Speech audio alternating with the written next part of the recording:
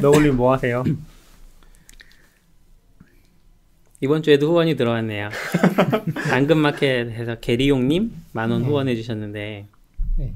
그 뭐 지인분께서 팟캐스트 우리 팟캐스트 듣고 계신다고요? 아 이게 이제 게리용이 저희 대표인데 네. 최근에 디자이너 채용하면서 막 이야기하다가 이분이 열심히 세일즈를 했나봐요. 저희 개발 실력이 좋다고 하면서 하다가 그 디자이너분이 아신다 그랬대요. 우리를? 네. 어. 개발 실력 좋은 건 안다. 막 이런 식으로 말하셨나봐요. 네. 그래서 어떻게 하냐 그랬더니 우리 STD 아웃 팟캐스트 듣는다고 남자친구가 본인은 아니고 그래서 그 이야기를 듣고 저희한테 10,000원을 후원해줬대요. 아니 원티드에 채용 성공하면 얼만데 10,000원이냐고 제가 이야기했는데 예전에도 10,000원 해줬고 오늘도 또 10,000원 해주셨어요. 감사합니다. 네. 예, 4월 첫 주가 되었기 때문에 패트리온에서 3월 정기 후원하고 계신 분들께 감사 인사를 드리는데요. 전찬주님, 김대현님, 조화수님, 김재현님, 변정훈님, 최준호님, 리메이님, 낙교님, 박현우님, 이성규님, 박재권님 네 이렇게 정기 후원을 지속해주고 계십니다. 고맙습니다. 감사합니다. 덕분에 네, 감사합니다. 저희가 마이크가 하나 늘었습니다. 네. 보다 좋은 음질을 위해서 덕분은 아니죠. 제가 일단은 대부를 하고 네. 낙교님이 일단 사비를 대부해 주셨고요. 스탠다드 아웃에. 언제 받을지 알 수 없잖아요. 안 갚아도 되는 거 아니에요? 우리 계약한 적 없잖아. 그러네요. 어차피 네. 슬랙 메시지 며칠 지나면 없어질 텐데. 이율 얘기 이런 거 안 하셨어요? 담보물을 이제 가져가야죠. 마이크? 마이크 가져가고 녹음할 때마다 가져오면 돼요. 네. 네. 오늘도 얌얌님이 아, 예. 마이크와 함께 도착하신 얌얌님. 예, 제가 산 마이크는 아닌데 같이 왔습니다. 네, 그래서 저희가 낙교님이 마이크를 지르셨는데 얌얌님이 도착하실 때 택배가 같이 왔어요. 그래서 뭐 당근마켓에 택배가 왔네 했는데 보니까 아마존 박스야. 네. 지난번에 제가 그랬잖아요. 다음에 오실 때 마이크 사오라고. 그러니까. 그랬더니 택배랑 같이 사오셨어요. 택배 오는 거 맞춰서 오신 거 아니에요? 밖에서 보고 있다가? 아니요, 엘리베이터를 탔는데 그분이 늦게 타셨어요. 그분이 저를 기다렸겠죠. 굳이 타이밍을 따지면. 오늘은 지금 녹음을 화요일에 하고 있어. 원래는 수요일 점심에 하는데 네. 그게 저희가 이제 내일부터 다낭에 놀러 가기도 해서 저희는 좋겠다. 아니죠. 네? 저희는 아니죠. 아 그쵸. 당근마켓이 놀러 가는 거죠. 당근마켓이 네. 놀러 가서. 저랑 얌얌님은 안 갑니다. 근데 이제 어제 그래서 지금 4월 2일이고 어제 4월 1일이 만우절이라 네. 만우절 이벤트라고 또 이거저거 하는데 사실 저는 만우절에 크게 관심 없거든요.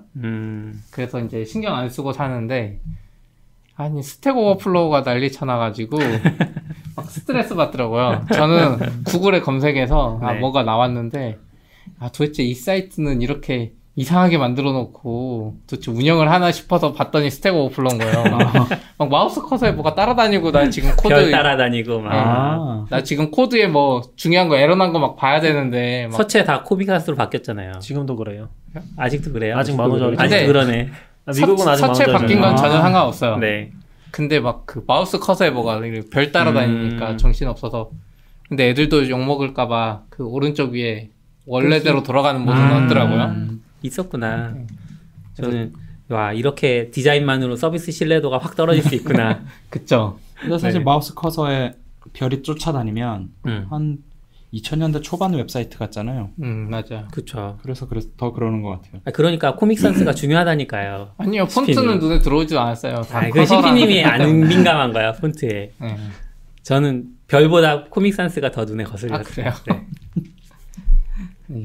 그 도미노 피자도 재밌는 도미노 피자가 아니지. 테라폼도 재밌는 글을 올렸는데 사실 미체 하시모토가 트윗을 남겼어요. 그래서 자기가 생각하기에 그 테라폼은 모든 곳에 다 적용될 수 있다 막 그러면서 누가 재미로 만든 테라폼 프로바이더 도미노 프로바이더를 만든 거예요. 도미노 피자 프로바이더라고. 그래서 제목이 The Terraform Plugin for the Domino Pizza Provider예요.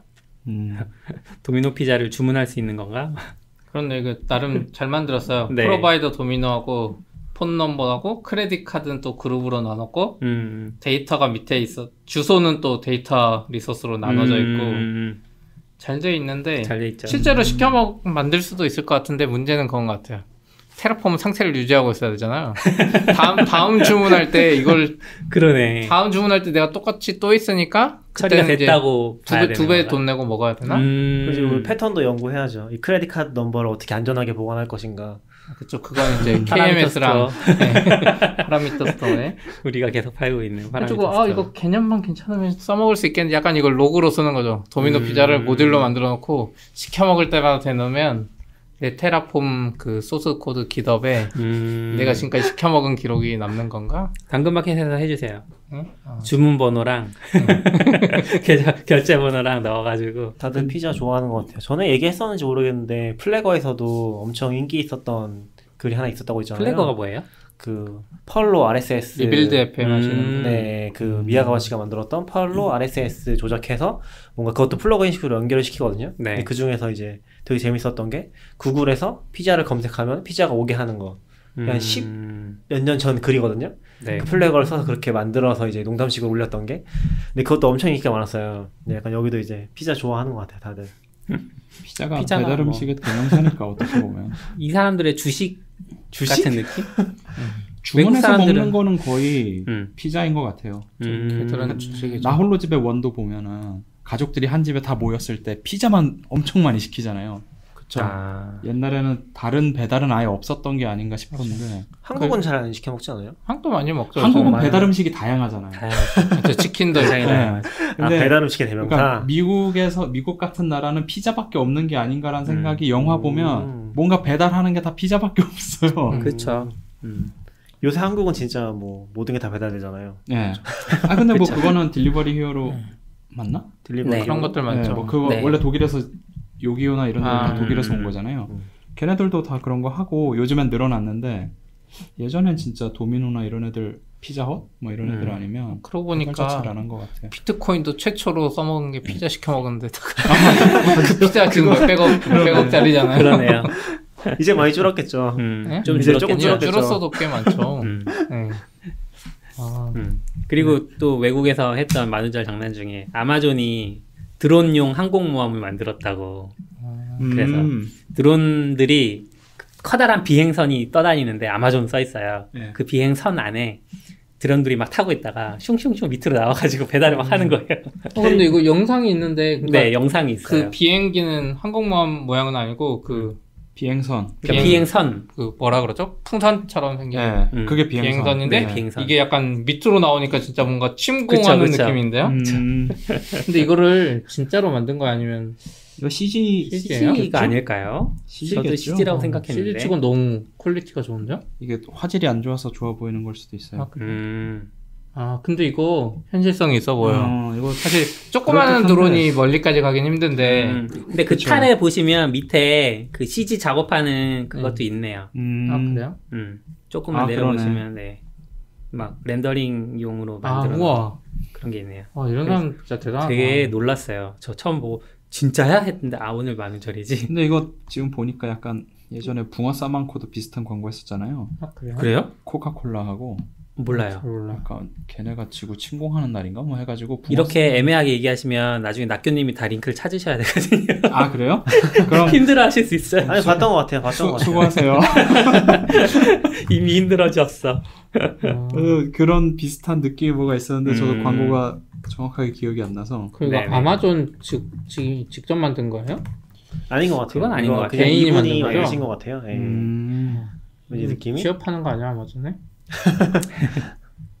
근데 이게 생각보다 이거 많이 퍼졌어요 한국에도? 일본에만 퍼진 게 아니라? 그런데 아마존이 실제로 이걸 계획하고 있었고 막 그러면 재밌을 것 같은데. 이거 진짜 재밌는데요? 만우절이라도 이런 건 재밌는 것 같아요. 그리고 우리나라로 오면 파이콘이랑 JSconf가 서로 콜라보레이션 했던 건지 의도적인 건지 아니면 그냥 파이콘이 먼저 하니까 JSconf에서 얘네가 우리한테 해주니까 우리도 쟤네한테 해주자라고 했던 건지 아무튼 서로 로고를 바꿨어요. 페이스북에서 처음에 제가 4월 1일 새벽에 막 뭐 할 일이 있어가지고 막 뭘 하고 있었거든요. 페이스북을 보는데 파이콘에서 갑자기 JSconf로 로고를 바꾸고 그다음에 커버 이미지도 바꾸고 막 그러는 거예요. 그래서 이거 누가 잘못 들어와서 어뷰징 하고 있나? 아니면 그룹을 잘못 알고 있나? 막 이렇게 조금 생각했어요. 그리고 자고 일어났는데 아침에 보니까 파이콘 홈페이지를 들어가면 아예 JSConf로 점프를 하는 거예요.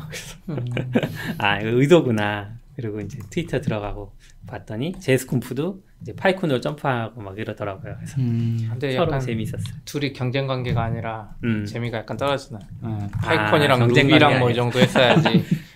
루비는 안 올라와죠. 여기까지 못 올라오죠.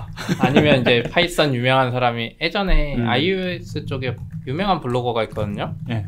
iOS 쪽에 레이 웬더리치라고 엄청 네. 거의 사이트가 규모가 큰데 네. 아이폰 강좌만 올렸었어요. 그때 만우절에 예전에 몇 년 전에 나 이제 더 이상 아이폰 안 한다, 못 해먹겠다, 안드로이드만 할 거야 이런 적 있어요. 와. 근데 이제 실제로 몇 년 후에 안드로이드도 같이 올라오는 것 같은데 이제 이게 약간 경쟁 관계가 있어야 이게 더 재밌는 그렇긴 건 하죠. 있는 것 같아요. 예전에 구글이 메인 들어갔을 때 네이버라고 나왔던가? 네? 네이버는 아니겠죠. 네이버 로고 네. 로고처럼 네이버 색깔이랑 네, 뭐 뭔가 그렇게 좀 서체랑 이런 따라했던 거 적이 해가지고 있었는데 그때도 좀 그랬고 다음도 했었는데 네, 다음은 아무도 안 있었고. 들어가서 몰랐어. 네. 그런 식으로. 저는 예전에 유튜버 중에 MKBHD라고 왜 미국에서 이제 제품 리뷰하는 사람이 있는데 네. 작년인가 재작년 4월 만우절에 빅스비 스피커라는 거를 이제 리뷰를 했어요. 뭐 시리에 대해서 어떻게 생각하니까 막 스피커가 욕을 하고 막 뭐 그런 식으로 했던 영상들도 유튜버들이 요즘 가끔 하는 것 같더라고요. 그리고 백준 코드, 백준 온라인 온라인 알고리즘 예. 테스트하고 하는 곳에서 채점해주고 하는 곳에서 또 재미있는 글을 올리셔서 이분이 이제 채점을 어떤 식으로 하냐면 알고리즘 채점을 서버에 코드를 보내면 서버가 컴파일을 하고 결과를 실행하고 그다음에 그 테스트 데이터들이 있을 테니까 그 데이터 집어넣어서 결과가 맞으면 정답 처리를 하는 거잖아요. 보통 알고리즘 채점 사이트들이. 근데 그 어제 올렸었던 글은 이렇게 했더니 서버 비용이 너무 많이 들어가고 있다. 사람들이 점점 많이 올리고 있어서. 그래서 자기가 그동안 코드를 눈으로 보고 5초 안에 컴파일 성공 여부를 알 수 있는 연습을 하고 있었다. 백주 씨가. 그러면서 길지 않으면 그냥 쓱 쳐다보기만 해도 에러 유무를 파악할 수 있었다. 막 이런 얘기 하시면서. 그리고 이 연습과 동시에 머릿속으로 실행해서 실제로 문제의 정답 소스인지 아닌지도 파악할 수 있게 되었다.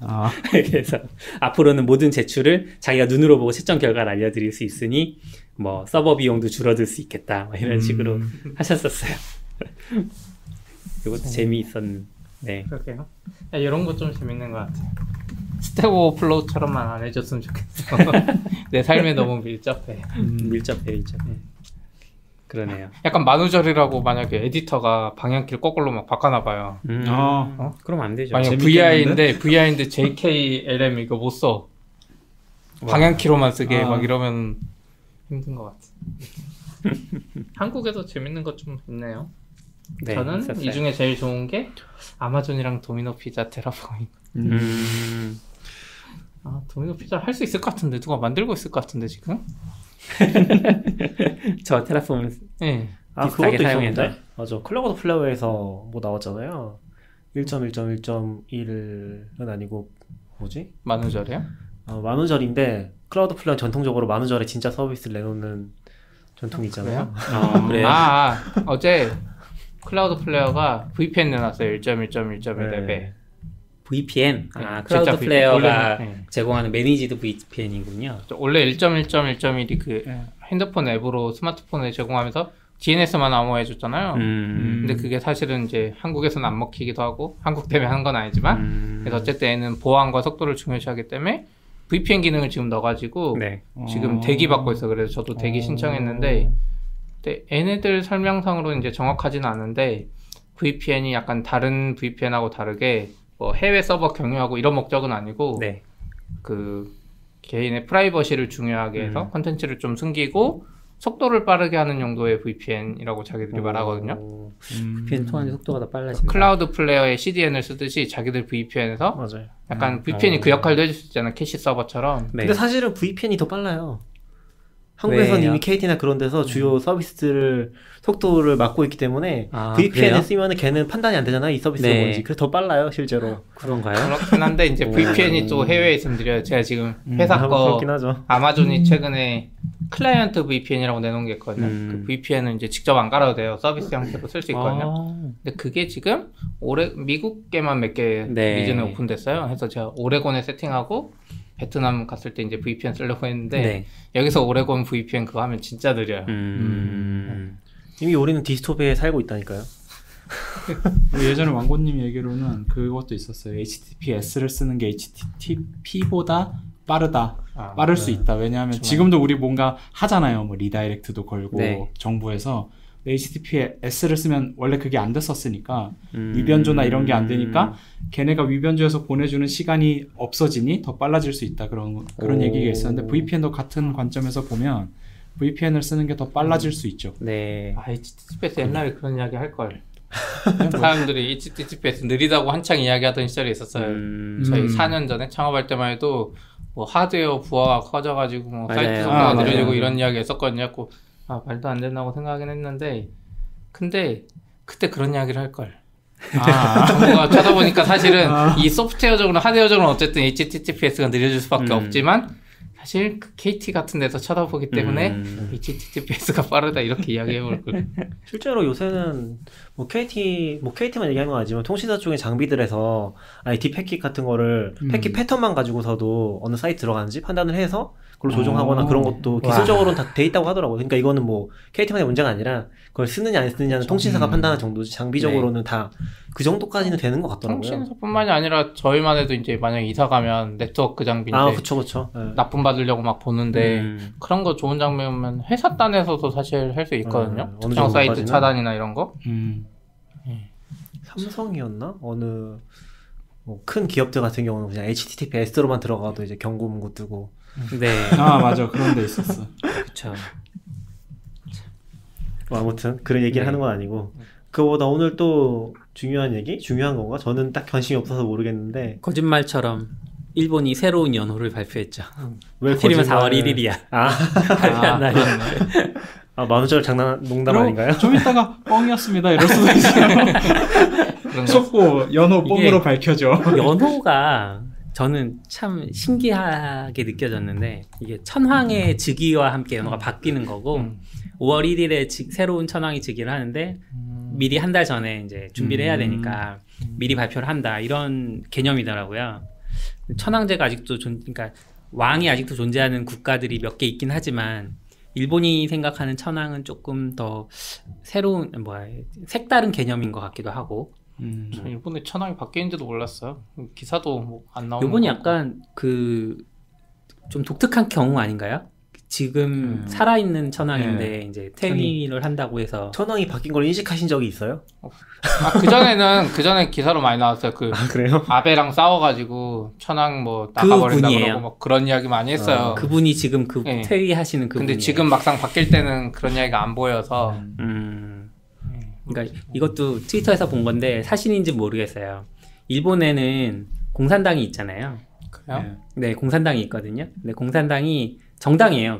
정식으로 활동하고 있는 정당인데 얘네는 당연히 사회주의니까 천황을 거부할 거잖아요. 그래서 연호를 안 썼대요. 자기네 기관지에. 연호를 안 썼는데 정부나 총리가 너무 우파로 가니까 상대적으로 천황이 하는 행동이나 하는 말들이 약간 좌측으로 온 거예요. 어느 순간부터 슬그머니 연호를 자기네 기관지에 집어넣고 있다고 이런 트윗도 봤어요.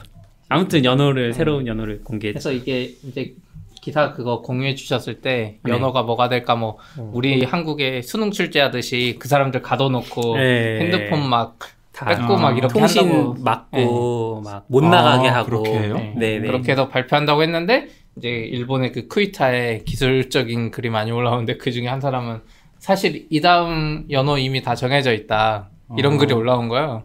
뭐지 봤더니 일본 그 유니코드에 일본의 다음 연호라고 해서 코드가 정해져 있대요. 이미 코드는 그러니까 자리만 할당돼 있는 거죠. 자리는 할당돼 있고 그게 무슨 문서인 무슨 글자인지는 이제 폰트 회사들이 업데이트 해야 되는 거예요. 폰트를. 해가지고 이거 보면서 일본은 약간 연어 바뀔 때마다 폰트 업데이트해야 돼서 약간 노답이구나 이런 생각했어요. 그 새로운 연어 폰트를 쓰면은 옛날 폰트라서 업데이트를 안 해줘요, 만약에. 그럼 그 폰트 다 깨지는 거잖아요. 근데 사실 그런 건 있잖아요. 그러니까 모든 데 적용이 되는 건 아니지만 요새 CSS 같은 데서는 그 유니코드 범위 지정해서 폰트 추가하는 게 됐잖아요. 그 부분만 바꿔주면 쓸 수 있으니까. 그런 게 있어요? 네. 그 유니코드의 범위를 지정해서 그 범위에 있는 폰트만 다른 폰트를 쓸 수가 있어요. 네. 그래서 CSS에서? 그쵸. 그 한 글자만 있는 걸 폰트를 넣어줘서 적용을 한다든지 폰트로. 그러니까 웹에서는 그런 것도 가능하겠죠. 가능하겠네요.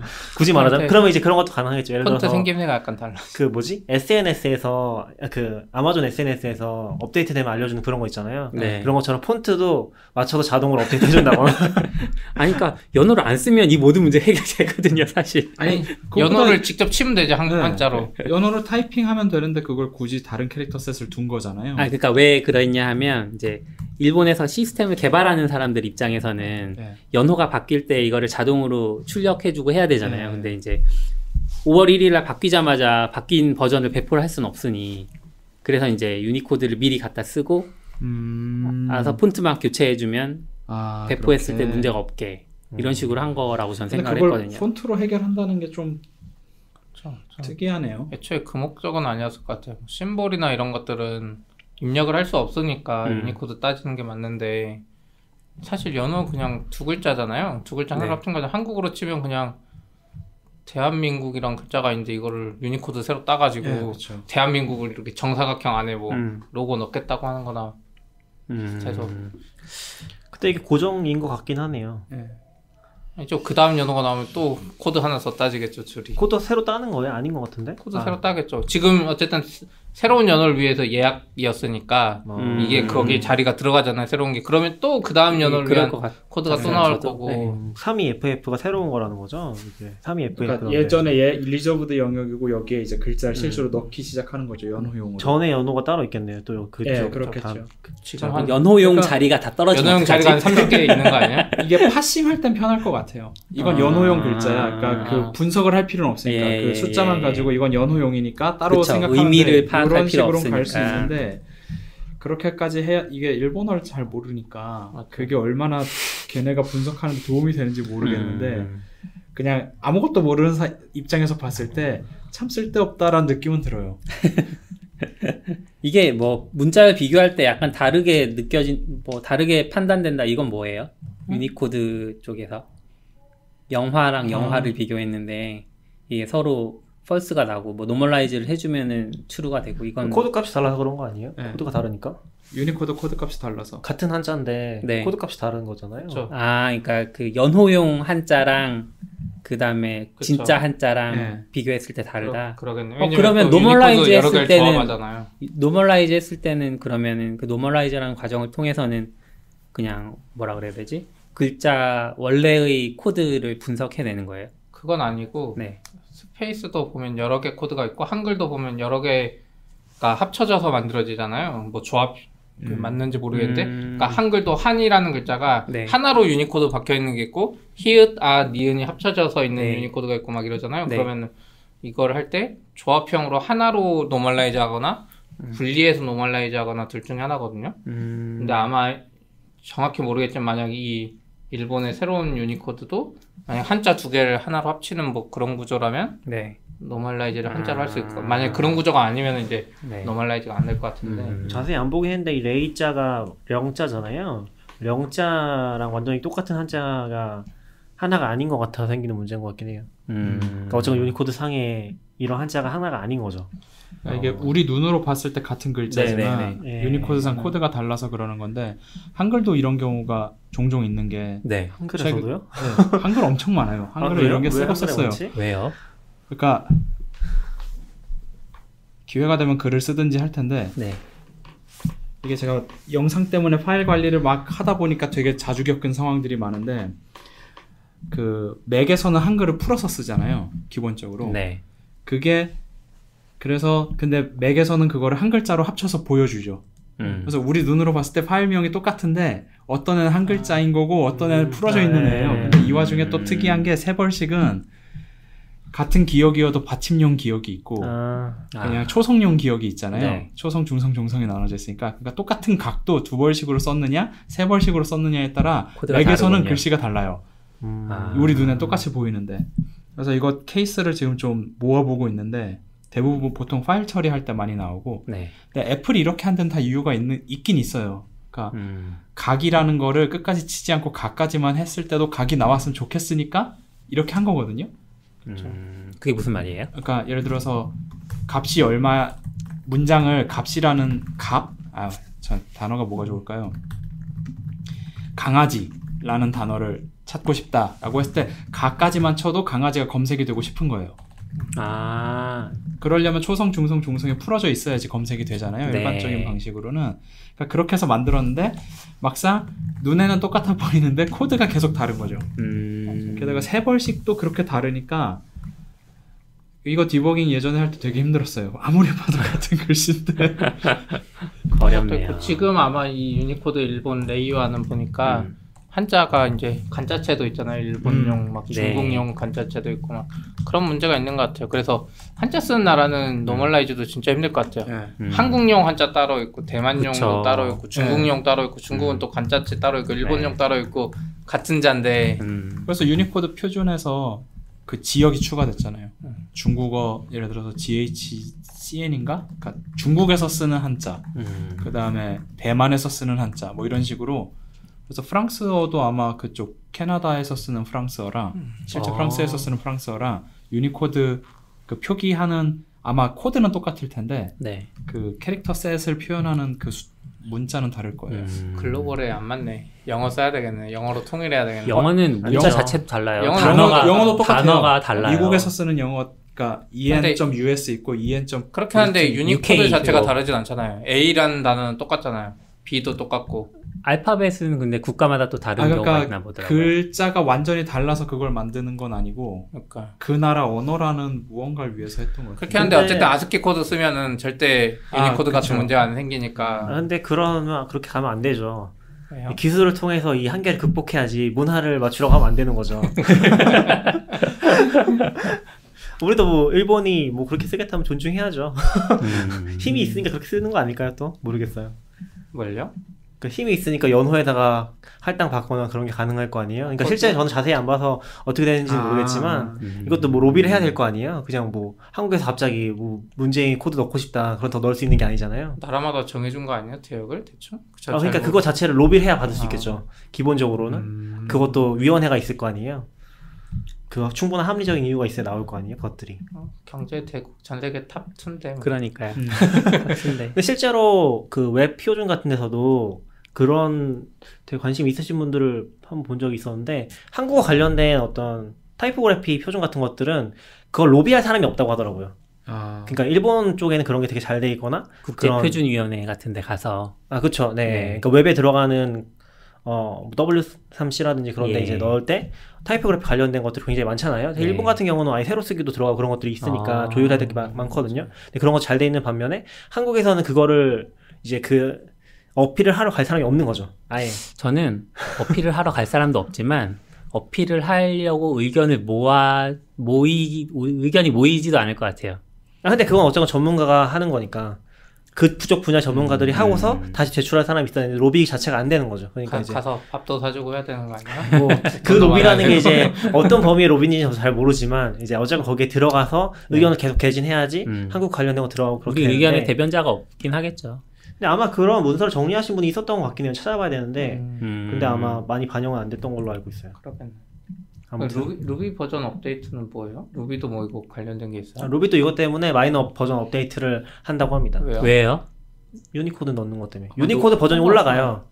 연호 때문에 유니코드 버전이 올라가요. 그리고 그래요? 그 예약된 유니코드가 새 버전에만 있나 보네요? 그럴 거예요. 그래서 유니코드 버전이 올라가고 그 유니코드 버전을 올리기 위해서 루비 마이너 버전 업데이트 하는 거죠. 제가 알기로는 그렇게 들었어요. 그리고 노멀라이즈 하기 위해서도 필요할 수는 있을 것 같아요. 그런데 노멀라이즈 하면 미리 업데이트 해놓지. 뭐가 될지 모르니까. 그래서 문자를 모르니까. 정확히는 유니코드 버전을 업데이트하는 그 마이너 업데이트라고 듣긴 했어요. 그렇다기보다 트윗에 그렇게 써있던 것 같은데 써봤다.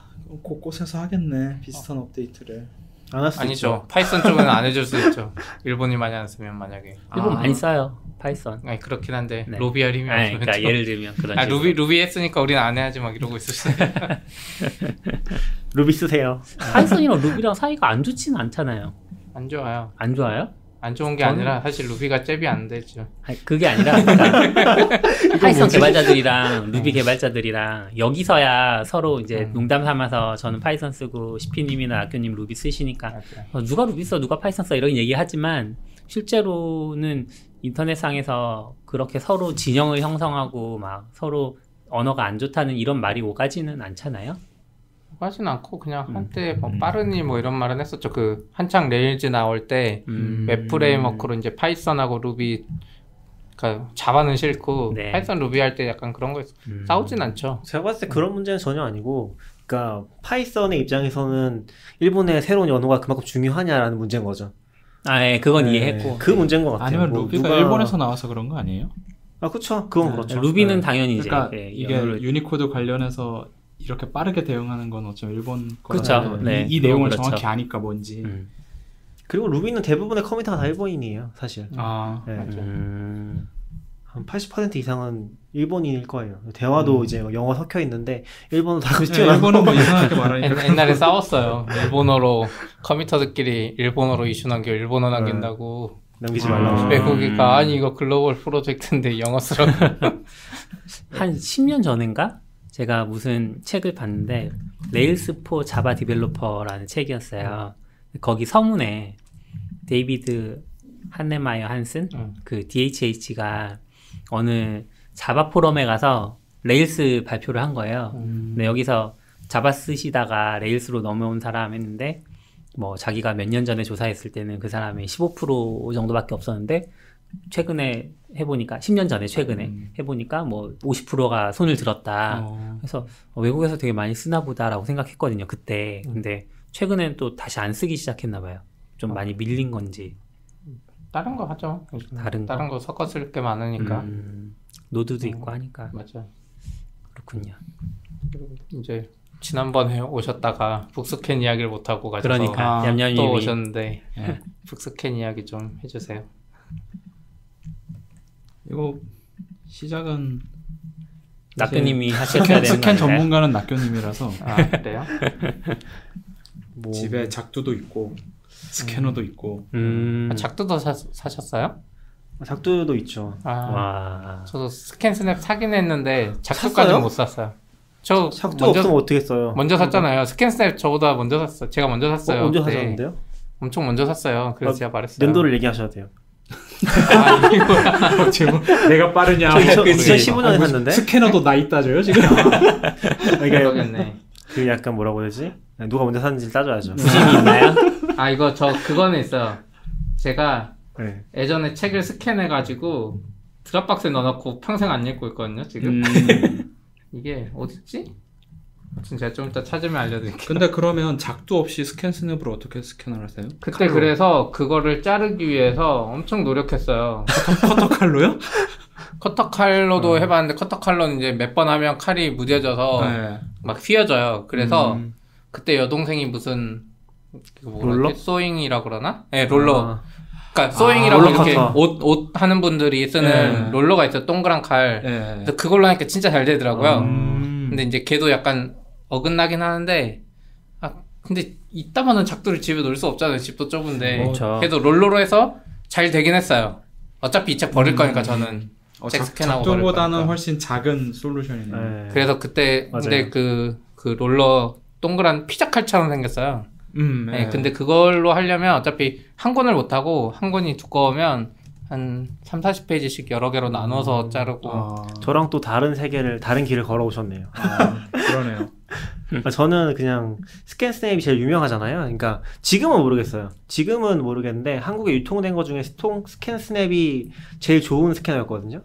저는 이거를 혼수로 이제 아내랑 얘기를 하면서 왜냐면 아내도 책이 많고 저도 책이 많았거든요. 그래서 책을 없애겠다는 약속을 하고서 산 게 이제 스캔 스냅이었어요. 그때. 근데 저는 그때 환율이 싸서 직구를 했었어요. 아, 직구가 별로 의미가 없긴 했는데 직구를 해서 그게 좀 기억에 남아있고 그거랑 작두를 같이 샀죠. 작두는 이제 책을 자르는 건데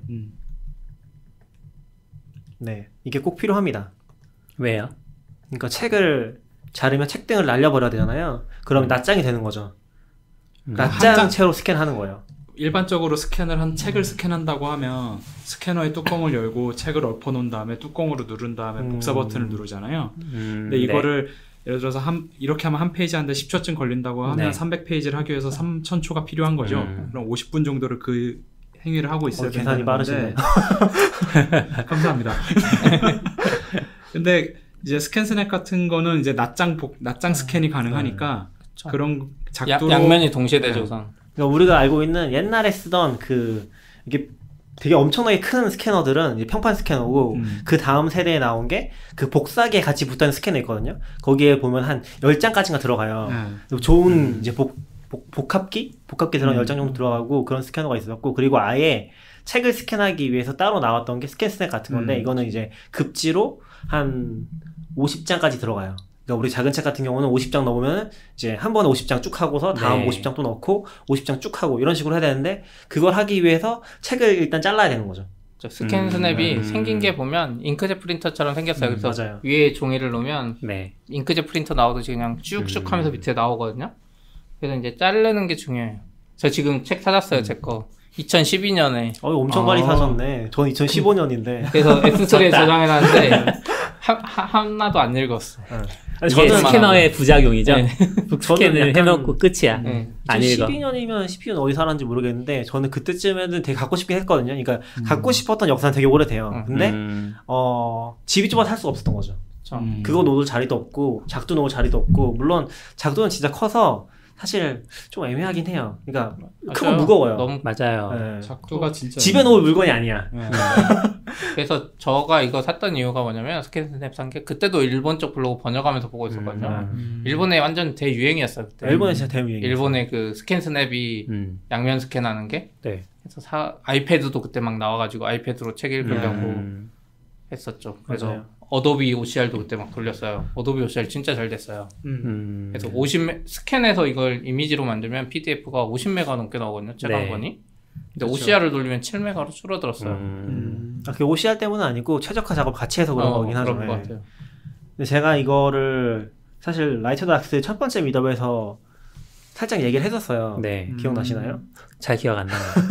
그때 뭐 완전 다른 주제긴 한데 벌써 2년 전 얘기니까. 발표 자료 안에 보면은 중간에 주의라고 돼 있는 부분이 나오거든요. 빨갛게 주의로 엄청 크게 써놨어요. 그 다음이 이제 책 스캔하는 과정이 나오는 건데 일단 책이 있잖아요. 그러면 책을 이렇게 한번 좀 펼쳐놓고요. 뒤집은 다음에 뭘 하는 거냐면 칼질을 하는 거예요. 왜냐면 이게 왜 중요하냐면 작두로 해도 한 번에 안 돼요. 그쵸. 너무 두꺼워서. 한 150페이지, 200페이지 정도로 미리 한번 잘라야 돼요. 저게 왜 그냥 부연 설명을 잠깐 하면, 작두는 어쨌든 칼을 위에서 아래로 내리면서 자르는 건데, 이제 약간 단두대처럼 단두대도 보면은 날이 사선으로 돼 있잖아요. 그러니까 맞아요. 날이 조금씩 들어가는 조금씩 들어가야지 힘이 적게 들어가니까 작두는 그런 식으로 동작을 하는 건데, 두꺼우면 앞부분이 먼저 눌리니까 뒷부분이 일어나요. 맞아요. 그러면 책이 약간 비스듬하게 잘려요. 작두로 처음에 자를 때 기대하는 거는 완벽한 직선으로 잘릴 거야 라고 기대하고 딱 자르는데, 자르고 나서 보면은 이게 어긋나기 시작을 하는데, 그게 두꺼울수록 많이 어긋나요. 훨씬 뜨는 비율이 늘어나니까. 그래서 제가 지금까지 한 500건 정도 스캔한 것 같은데, 이걸 하면서 노하우가 생기는 거죠. 한 몇 장 정도 해야지 이게 일어나지 않고 잘리겠구나 하는 건 500건 했으면 업자네. 이게 돈 받고 판 거 아니야? 이제 쌓아놓고 보진 않는 거죠. 제가 이따 얘기해보긴 한데, 아무튼 근데 그 스캐너랑 작두를 놓을 공간이 없으면 책은 어디다 놨어요? 책이 이제 없어지고 있는 거죠. 버리는 거죠. 한 권씩 그게 아니라 그 두 개를 놓을 공간이 없어서 못 샀다고 하셔서. 결혼 전이니까. 책이 있으니까 없는 거죠, 공간이. 그러니까 빨리 사서 책을 스캔하고 버리고 그 공간을 근데 아껴 쓰는 거 아닌가요? 뒤에서도 얘기하겠지만 그렇게 되진 않아요. 그렇게 마법같이 일이 잘 풀리진 않습니다. 그래서 낙교님은 그나마 뭐 그렇게 하기라도 했네. 저는 결혼하면서 와이프가 책을 안 버려가지고 내가 다 스캔해주겠다, 책 좀 버리라 했더니 와이프는 또 싫어해, 그런 거를. 맞아요. 책은 종이로 있어야 되는데. 차라리 전자책 스캔하는 그래서 얼마 전에도 얘기 나왔는데, 춘도크라고, 일본에서 춘도크란 말이 있거든요. 그게 뭐냐면 책을 사기만 하고 안 보는 사람들 얘기하는 거예요. 책을 무조건 춘이 쌓는다는 의미거든요. 책을 그냥 쌓아놓기만 하는 사람들 얘기 나오는데 이게 사실 제일 비싼 취미죠. 그렇죠. 부동산도 필요하고 부동산이 필요하죠. 근데 대부분 물건을 모으는 거는 부동산이 필요해요. 스피커는 하나하나가 비싼데 그걸 모아놓는 게 필요해요. 아니 그래서 보통 그 사람들은 기변을 하죠. 네. 그 자리에 그대로 그 자리에 다른 기기를. 네, 근데 진짜 좋아하는 사람들은 다양한 스피커를 진열을 해놨더라고요. 앞에다가. 플러그만 그러면서 갖고 와서. 액션 영화는 이 스피커로 들어야 돼. 뭐 이러고 클래식 음악은 이거야. 뭐 이런 사람들도 있고. 그렇군요. 어쨌건 좀 설명을 진행해 보면은 이렇게 일단 잘라요. 두 개로 지금 한 300페이지짜리인데 두 개로 자른 거예요. 일단 책을 유튜브로 찍어야 되겠는데? 저게 그러니까 옛날에 대학 교재 분권하듯이 자르는 거예요. 이게 작두인데 제일 싸고 유명한 작두예요. 작두 이거, 좋은 거 사셨는데?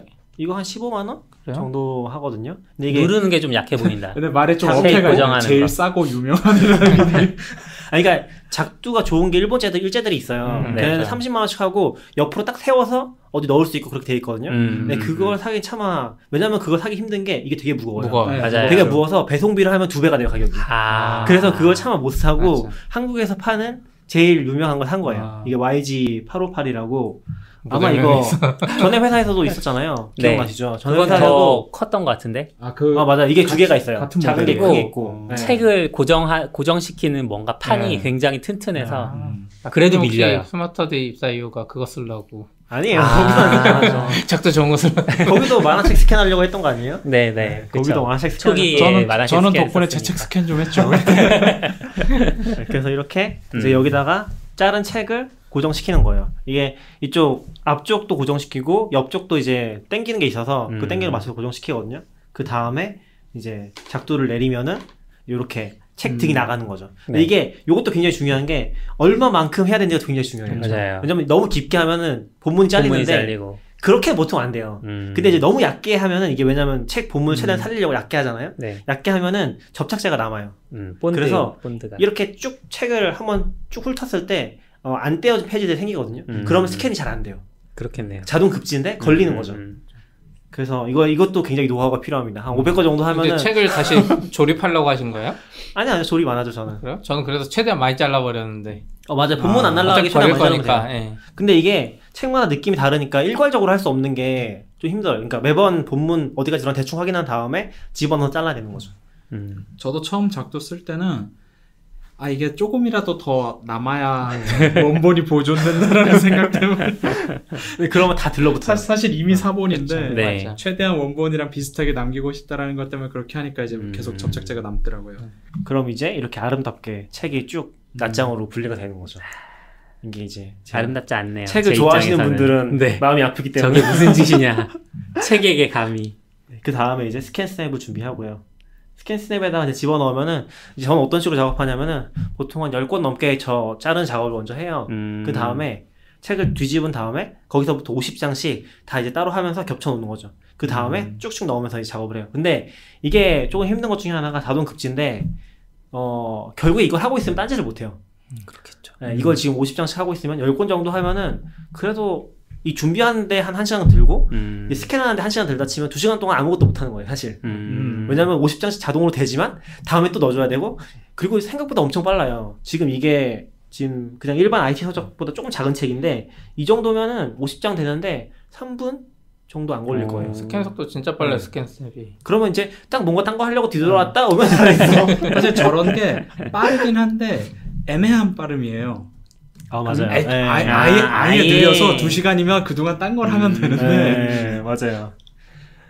그래서 이게 굉장히 오래 걸리고 그리고 또 하나의 장벽이 이거 다 한 다음에 따로 저장을 하고서 그리고 이제 또 OCR 돌려야 되는 거죠. 저장할 때도 이 책마다 따로따로 해야 돼요. 그 최적의 설정이 또 다 있거든요. 그러니까 이 책을 흑백으로 할지 블랙 화이트로 할지 아니면 컬러로 할지 다 정해야 되거든요. 근데 그거를 일괄적으로 정하는 게 거의 불가능해요.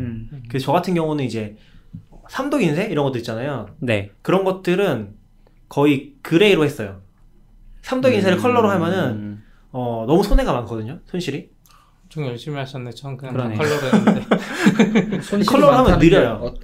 그러니까 3도 때문에 컬러를 써버리면은 이게 훨씬 더 뭐라고 해야지? 색 공간을 많이 쓰는 거죠. 근데 그레이 컬러만 쓰면은 256만 딱 쓰는 거잖아요. 그러니까 용량상 이점이 있다라는 얘기를 하시죠. 용량도 이점이 있고 PDF 자체가 느려져요. 이게 자체가 사실은 PDF가 그 소위 말하는 원본 PDF가 아니잖아요. 네. 텍스트 PDF가 아니기 때문에 이미지 처리이기 때문에 기본적으로 느려요. 그래서 OCR 아까 얘기하셨던 OCR 안 돌리면 최적화가 안 돼 있어서 기본적으로 아이패드 미니에서 못 봐요. 느리거든요. 낙교님이 조금 더 완벽주의자였으면 일단 컬러로 스캔을 하고 그다음에 PDF의 색 공간을 3도로 맞춰서 하셨을 수 그렇게 있을 것 하기 같아요. 힘들어요. 그게 정확히 모르겠는데 이 네. 소프트웨어 설정 같은 것들 때문에 네네. 그런 식으로 다시 이제 그 기존에 포맷했던 무슨 스캔했던 그 환경을 맞추는 게 잘 안 되더라고요. 그래서 제가 이거 OCR 프로그램 다 써봤거든요. 웬간한 거 다 써봤는데 내가 원하는 최적 환경이 거의 안 나왔었고 결국에는 어도비를 샀던 게 그것 때문이긴 해요. 아크로벳이 진짜 짱이에요. 네. 설정도 그렇고. 그럼 다른 것들을 쓰면은 그 뭐지? 그 ABBYY ABBYY 그거 있잖아요. 그거 많이 주거든요, 살 때. 근데 그걸 쓰면은 책이 엄청 무거워요. 그러니까 그 아이패드 미니 같은 데서 네. 넘길 때 좀 로딩 타임 길어진다고 하는 게 되게 많아서 그걸 포기했어요. 그래서 결국엔 아크로벳이 답인 것 같다. 아니면은 OCR을 포기하시면 돼요. 어크로벳으로 근데 파일이 되게 많이 생성되잖아요. 그 이제 북스캔을 여러 건을 하면 네. 뭐 예를 들어서 10건만 하더라도 최소한 뭐 10개 PDF가 생기는 건데 그쵸? 네. 그걸 OCR을 다 수동으로 돌리면 되게 피곤하잖아요. 그래서 저는 이제 맥 미니를 따로 사서 네. 어떻게 자동화했어요? 자동화는 어떻게 했어요? 그 애플 스크립트로 자동화를 했죠. 잘 애플 돼요? 스크립트가 뭐 특정 버튼 누르는 맞아요. 그러니까 어크로벳도 보면 자동화를 위한 API가 하나도 없어요. 네. 그래서 결국에는 그러니까 어도비에서 CLI로 뭔가 하는 걸 만들었던 것 같은데 프로젝트가 제대로 진행이 안 돼 있는 것 같고 그런 거 이제 공개가 안 돼 있었고 네. 그래서 결국에는 이제 아까 얘기한 이제 뭐 클릭하는 걸로 해야 되는데 애플 스크립트로 그걸 하는 게 정말 힘들긴 했어요. 왜냐면 애플 UI가 다 만든 거예요. 네. 그러니까 이게 그 뭐라고 해야 되지? 원래 있었던 기본 UI를 쓰면은 잡히잖아요. 그게 어떤 버튼인지. 어도비가 만든 UI가 자기네들 자체적으로 네. 만든 UI라는 거죠? 그래서 안 잡혀요. 이게 어떤 UI인지 알 수가 없는 거죠. 그래서 클릭을 상대 위치로 적당하게 우와. 클릭을 하셨구나. 추정으로. 애플 스크립트는 그냥 간단하게 생각하면은 맥 OS랑 맥용 어플리케이션이 서로 소통할 수 있는 API를 할 수 있는 스크립트예요. 그러니까 에버노트도 에버노트만의 애플 스크립트가 있어요. 그런 거를 애플 스크립트로 호출하면 그 내용들을 API처럼 CLI에서 그냥 가져올 수가 있거든요. 네. 근데 아도비는 애플 스크립트를 단 하나도 지원하지 않아요. 와. 그래서 모든 거를 시스템 이벤트로 해야 돼서 마우스 클릭 이런 걸 하신 거고 네. 제가 전 회사에서 애플 스크립트로 막 삽질을 할 때는 엔터키 같은 걸 많이 썼어요. 탭과 엔터 이런 거의 조합이랑 시간. 단축키 호출, 시간 뭐 이런 걸 이용해가지고 얼만큼 걸릴 거다라는 거를 해서 그동안 슬립하고 기다리고 그래도 윈도우즈보다는 나아요. 윈도우즈는 윈도우즈는 사실상 자동화가 클릭. 그 MS가 직접 해주는 게 하나도 없으니까. 그건 진짜 프로그램 만들어야 돼야 특정 좌표 누르고 그렇게. 그래서 그걸 해주는 프로그램 또 따로 있는데 네. 이거는 이제 애플 스크립트랑 완전히 상황이 다른 게 여기는 API조차도 하나도 없는 거죠. 그래서 그런 애들은 화면을 보고 하는 기능도 있어요. 그쵸. 화면에 네, 이런 화면에 그림이 요런 나오면 그림을. 엔터 눌러라 뭐 이런 식으로. 그런 애들이 그걸로 많이 쓰잖아요. 자동 사냥 프로그램. 그 예전에 좌표 그랬죠. 컬러 같은 거 검출해가지고 네. 하는. 그러니까 제가 이것 때문에 삽질했던 가장 큰 부분이 이게 어떤 상태인지 판단이 안 되는 거예요. 스캔을 하는 동안에는 먹통이 되거든요. 그럼 먹통이 돼 있으면 스캔 중이다라는 식으로 이제 인식을 시켜서 기다리는 거죠. 근데 끝났을 때 이게 프로그램 상태가 좀 이상해져요. 그래서 무조건 끄고서 다음 파일 다시 스캔하도록. 아크로벳이 좀 그 시절에 불안해서 네. 그걸 하면 내가 이거 돌려놓고 다른 작업 할 수가 없었어요. 맞아. 그런 것도 있어요. 되게 잘 꺼져요. 그리고 이거 그 문서 상태에 따라서 잘 꺼지고 이것도 완벽하지 않은 게 똑같은 문서를 스캔했는데 한 번 꺼졌다가 또 다음에 할 때 또 잘 돼. 약간 랜덤한 요소가 들어가 있는 것 같아요. 전 아도비가 다 그런 것 같아요. 저 플래시 자동화 할 때는 주기적으로 재부팅을 했어요. 맞아. 그것도 스크립트 애플 맥북에는 맥미니에는 기본적으로 껐다 켜졌다 하는 걸 넣을 수 있게 돼 있어서 네. 새벽 4시에 끄고 5시에 켜지게 해놓고 당연히 하나 변환할 때마다 모든 아도비 관련된 프로그램을 다 끄고 다시 켜고 뭐 변환하셨던 건지 얘기해 주셔도 좋을 것 같은데. 플래시 애니메이션 변환한 플래시로 그 회사는 어쨌든 애니메이션을 만드는데 옛날부터 전통적인 방법이 플래시 프로그램을 이용해서 애니메이션을 만드는 거였는데 그거를 동영상으로 변환을 하는 거죠. 근데 이제 액션 스크립트를 그때 쓰는데 액션 스크립트를 사람마다 다르게 써서 그런지 모르겠는데 무한 루프를 만드는 분들이 가끔 있었어요. 애니메이션 상에서. 네. 그러면 영상 변환이 안 돼요. 그렇겠네요. 그러면 이제 그런 애들은 근데 그냥 재생을 해보면 아무 문제 없이 끝까지 가거든요. 우와. 그래서 그런 식의 에러 처리들을 하기 위해서 분기만 한 5-6개가 있었어요. 애플 스크립트로 그 분기 5-6개 하면서 그리고 이거는 약간 그런 힘들게 거잖아요. 보냈죠. 경험적으로 쌓여야 그렇죠. 되는 이건 찾는 거예요. 경험치예요. 이건 순전히 경험치예요. 그래서 이 스크립트를 만드는 데까지는 꽤 오랜 시간이 걸렸는데 지금은 잘 안 써요. 쓸 이유가 없어졌어. 왜요? 왜 쓸 이유가 없어졌어요? 그냥 리디에서 나오니까 웬만하면. 그리고 안 나오면 그리고 리디에 이게 나오니까. 스캔 한창 할 때는 그때 아이패드 막 나오고 네. 나는 책을 전자로 읽어야지 막 이런 생각을 하던 때인데 한 6년 지나니까 시들해졌어요. 없으면 그냥 종이책 사서 읽지. 그 귀찮음을 알아서 그런 거 아니에요? 그러니까 이게 막상 스캔해놓고 안 보는 걸 아는 거지. 내가. 저도 거의 그렇고 그러니까 이게 약간 스캔을 시작하고 싶은 욕심이 있는 사람이라면 잘 생각해야 되는 게 이거 자체가 취미생활이라는 인식이 필요해요. 그 자체가 내 생활의 상당한 부분을 네. 뺏어가고 그리고 막상 책은 안 읽게 되고 그래서 이거 자체를 한다는 좀 그게 필요한 것 같아요. 이건 사실 스캔은 자료를 모으는 과정이에요. 사실상. 네. 그 현실에 있는 물건을 디지타이즈를 하는 과정을 하는 거라서 그거랑 책을 읽는 거랑은 또 완전 별개 작업인 것 같아요. 좀 이제 빨리 넘어가 보자면 OCR 구글 비전으로도 해보셨어요? 예, 전 안 해봤어요. 이쪽이 무료라서 이쪽을 많이 써봤어요. 아 그래요? 시도를 계속 했는데 잘 안 돼요.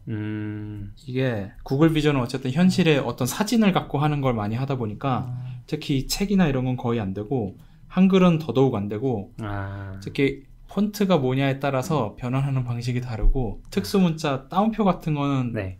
정말 못해요. 그래서 생각보다 어떨 때는 정말 잘 되거든요. 어쩔 때 한 페이지가 되게 잘 돼요. 지금도 구글 드라이브에다가 이미지 올려놓고 구글 도큐먼트로 변환하기를 누르면 네. OCR을 해줘요. 근데 그걸 해서 해보면 참 안 돼요. 영어는 잘 돼요. 편차가 큰가 보군요. 영어를 안 넣어봐서 영어는 모르겠는데 근데 어크로벳도 그렇게 잘 되진 않아요. 잘 되진 않고 그리고 몇 가지 문제가 있는 게 아까 최적화를 한다고 했잖아요. 설정하기에 따라서 걔가 폰트를 다 뭉개버리거든요.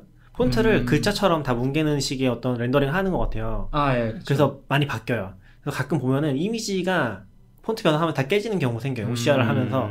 그리고 완전 이미지만 있는 페이지 같은 것들이 잘 다운돼요. 그런 것들을 좀 고려해야 돼요.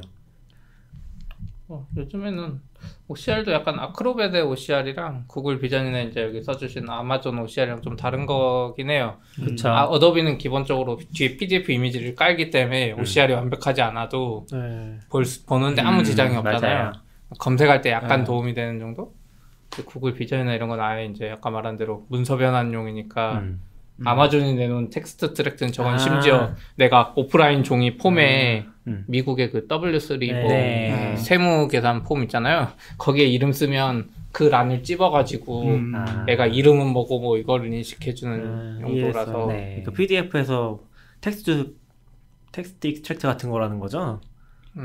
이미지로 알고 있어요. 저는 이게. 어떤 거요? 아마존 거요? 네. 아마존 그 텍스트 트랙트는 어쨌든 이미지를 가지고 PDF를 가지고 그걸 단순 OCR을 돌리는 게 아니라 거기에 표가 있으면 표를 인식해서 DB 형태로 만들어주고 폼이 있으면 이 폼에 이 이름이 뭐라고 입력했는지 인식해주고 약간 이런 식이에요. 그냥 그러니까 단순 OCR 넘어간 거죠. 이게 원래 그러니까 오크롭에서 저는 빡세게 안 써서 모르겠는데 스캔 전문 프로그램들에서는 원래 그런 게 다 있긴 해요. 그러니까 진짜 제대로 그 OCR을 하려면은 그 OCR 하기 전에 다 체크를 해야 돼요.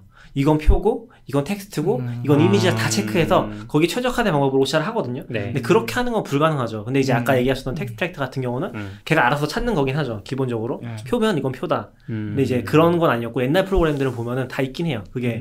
왜냐면 그렇게 안 하면 깨지거든요. 그렇죠. 이미지를 텍스트인 줄 알고 막 OCR 해버리면은 뭐 스택해서 이상하게 되거든요. 아무튼 그런 것도 있었고. 아마존 거 아마 한국어가 안 될 거예요. 네, 안 돼요. 그렇겠죠. MS에서 엑셀에 그 카메라 기능 넣은 건 아세요? 예. 그런 것도 있어요. 표 찍는 거요? 네, 표 찍는 것도 생겼어요. 맞아요. 봤던 것 같아요. 그런 식으로 OCR이 그런 애들은 되게 특화돼 있으니까 난 표만 할 거야 이러니까 오히려 더 잘 되는 것 같고 사람도 의도적으로 표만 스캔하니까. 근데 뭐 한글도 곧 들어가지 않을까요? 이번에도 한글 뭐 나오지 않았어요?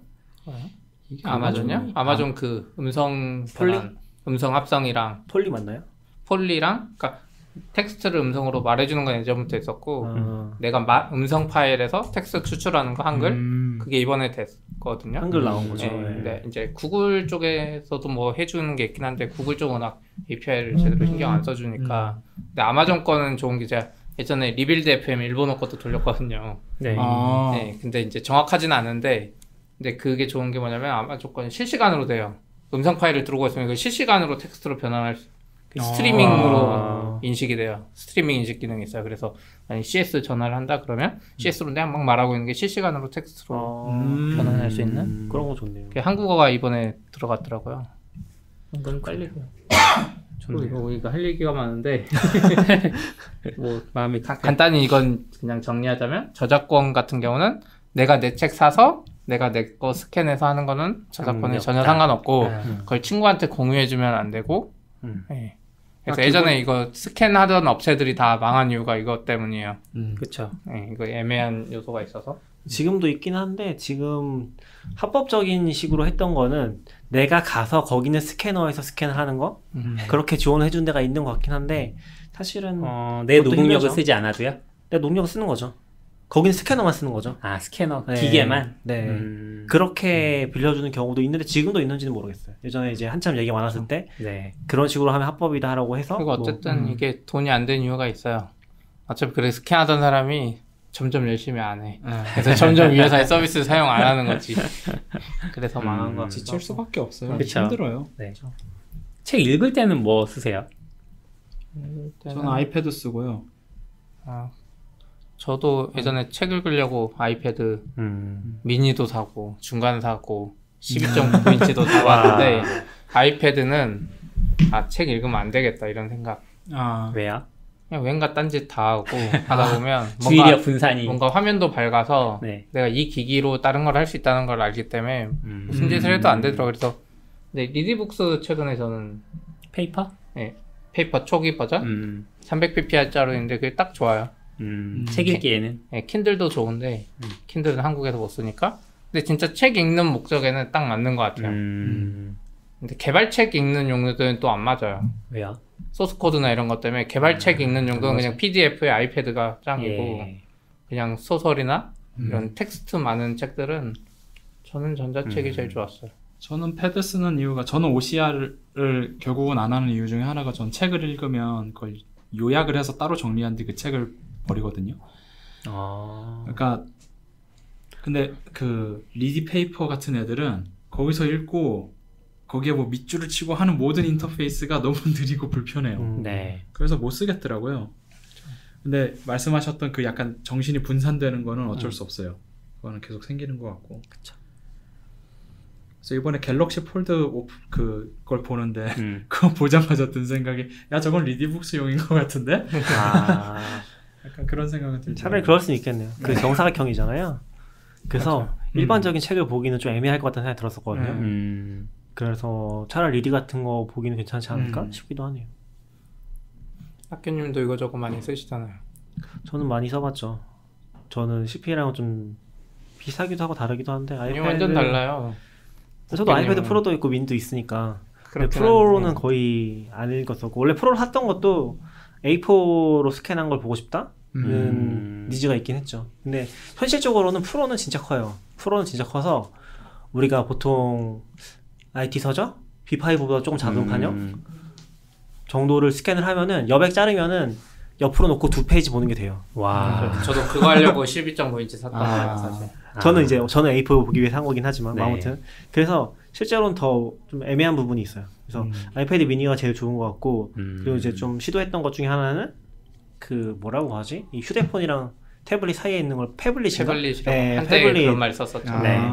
샤오미 미믹스를 썼던 적이 있거든요. 샤오미 미믹스가 딱 패블릿 사이즈예요. 네. 근데 이거는 좀 실패를 했던 게 지금도 많이 후회하고 있지만 주머니 너무 잘 떨어져요. 휴대폰이 크니까.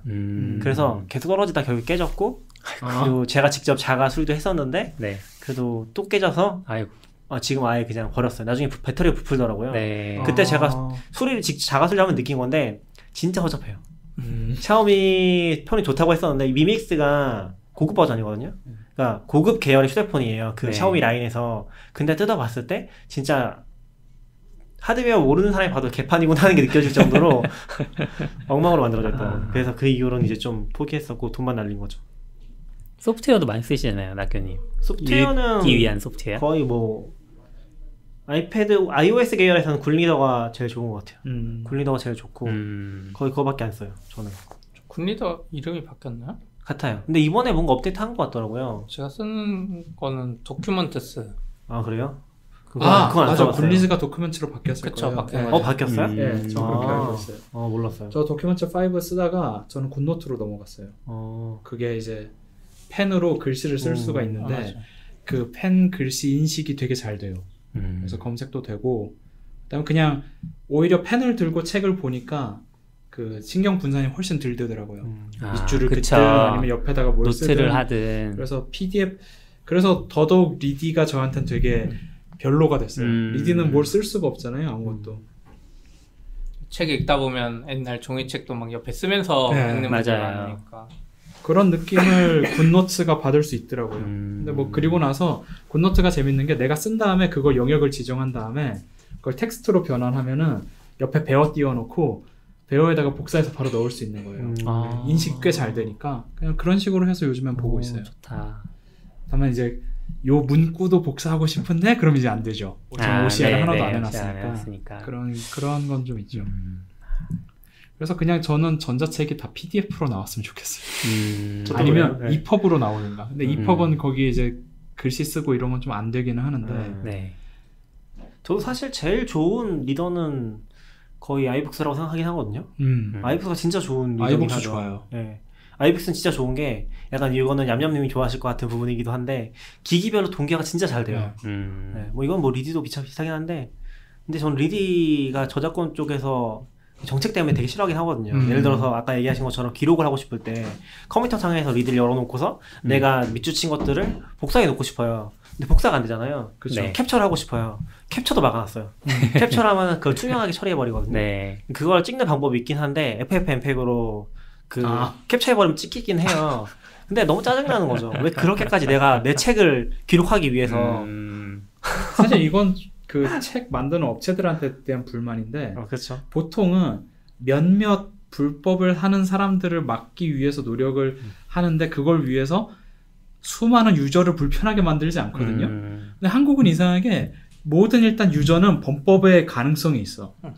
이거 그냥 우리 문화인 것 같아. 모두의 지문을 인식하는 거랑 비슷하게 그냥 일단 다 범법자로 간주해놓고 너 스캔하면 불법이 될 수 있다라는 걸 계속 알려줘야 된다라는 거죠. 그렇게 접근하는 것 같아서 기분 나쁠 때가 되게 많아요. 근데 이거 자체가 이제 그 출판에 종사하는 사람들 다 예전 사람들이라 그런지 생각의 전환이 좀 부정한 것 같더라고요. 그러니까 단순히 출판사의 문제나 그 업체의 문제도 아닌 게 작가들이 원하는 경우도 많거든요.